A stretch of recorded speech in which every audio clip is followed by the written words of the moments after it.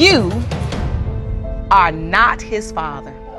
सोचो, आपको पता चलता है कि आपके वाइफ के थ्रू जन्मा बच्चा आपका लेजिटिमेट सन नहीं है और आपके पास काफ़ी स्ट्रॉन्ग एविडेंस है जैसे डीएनए टेस्ट, बट स्टिल आप उसे कोर्ट में प्रोड्यूस नहीं कर सकते।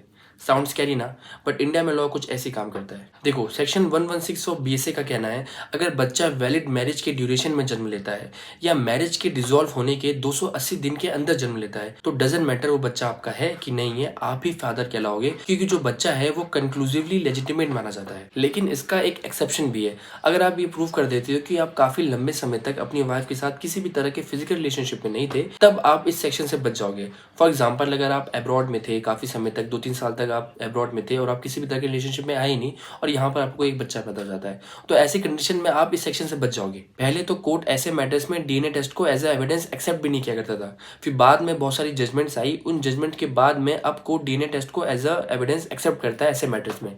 लेकिन सवाल उठता है कि प्रॉब्लम कहाँ आ रही है। देखो, प्रॉब्लम यहाँ आ रही है, अगर आपके पास डीएनए एविडेंस है कि जो चाइल्ड है वो आपका लेजिटिमेट सन नहीं है, बट स्टिल आप उसको कोर्ट में प्रेजेंट नहीं कर सकते।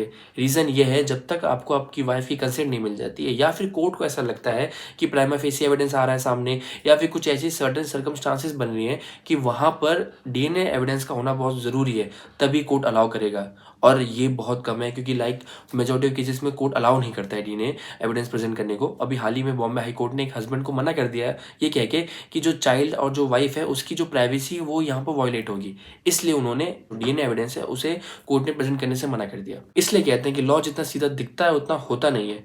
अब देखो, यहाँ पर आपके पास प्रॉपर एविडेंस है, बट स्टिल आप उस एविडेंस को कोर्ट में प्रेजेंट नहीं कर सकते। क्यों? क्योंकि बच्चे और माँ की जो डिग्निटी है, उनकी जो प्राइवेसी है, वो बीच में आ रही है।